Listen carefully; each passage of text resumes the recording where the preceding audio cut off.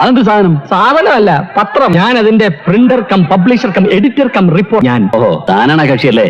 അതെ, ഞാനാണ്. നമ്മുടെ പഴയ മൈമൂൺ തിയേറ്റർ, പൂട്ടിക്കിടന്ന മൈമൂൺ തിയേറ്റർ ലുലു ഗ്രൂപ്പിന് കൈമാറി. അങ്ങനെ PVR അവിടെ ഒരു തിയേറ്റർ പണിയുകയാണ്. ഇതിനകത്ത് തിയേറ്റർ മാത്രമാണോ അതോ ലുലുവിന്റെ ഹൈപ്പർ മാർക്കറ്റ് ഉണ്ടോ എന്നതിനെ പറ്റി കറക്റ്റ് കൺഫർമേഷൻ ഒന്നും ലഭിച്ചിട്ടില്ല. ഇതിനുള്ള ഉത്തരം കിട്ടണമെങ്കിൽ ഈ തിയേറ്റർ ഓപ്പൺ ആയെങ്കിൽ അറിയാൻ സാധിക്കുള്ളൂ. എനിക്ക് കിട്ടിയ ന്യൂസുകളിൽ നിന്ന് ഞാൻ പറയുകയാണെങ്കിൽ ഇതിനകത്ത് 5 സ്ക്രീൻ തിയേറ്റർ ആയിരിക്കും വരാൻ പോകുന്നത്. 5 എണ്ണത്തിൽ ഒരെണ്ണം PX ലെക്സ് സ്ക്രീനും ഉണ്ടാവാൻ സാധ്യതയുണ്ട്. എന്തായാലും 100 മേളിൽ സീറ്റിംഗ് കപ്പാസിറ്റി ഉണ്ടാവാൻ സാധ്യതയുണ്ട്. എന്തായാലും വരുന്ന ഓണത്തോടു കൂടിയൊക്കെ തിയേറ്റർ ഓപ്പൺ ആവുമെന്ന് പ്രതീക്ഷിക്കുന്നു. എന്തായാലും ഇതിനകത്ത് കയറി വീഡിയോ എടുക്കാനുള്ള പെർമിഷൻ എനിക്കില്ല. ഇനി PVRന്റെ തിയേറ്ററിൽ ബാക്കിയുള്ള വർക്ക് ടൈലിന്റെ വർക്കും വയറിംഗിന്റെ വർക്കും ഇന്റീരിയർ വർക്കും മാത്രമാണ്. 5 സ്ക്രീനിലും സീറ്റിംഗ് കപ്പാസിറ്റി എന്തായാലും കുറവായിരിക്കും. എന്തായാലും സീറ്റുകൾ 100നും 200നും ഇടയിൽ താഴെ പോകാൻ സാധ്യതയില്ല. എന്തായാലും കണ്ടമാനം വർക്കൊന്നും ബാക്കിയില്ല. അതുകൊണ്ട് തന്നെ ഇത് ഓണത്തിന് തന്നെ ഓപ്പൺ ആവുമെന്ന് പ്രതീക്ഷിച്ചു. ഇവിടുത്തെ സ്റ്റാഫിനോട് ചോദിച്ച വകയിൽ എനിക്ക് അറിയാൻ സാധിച്ചത് ഇപ്പൊ തന്നെ ഓപ്പൺ ആവാൻ ഭയങ്കര ഡിലേ ആയിട്ട്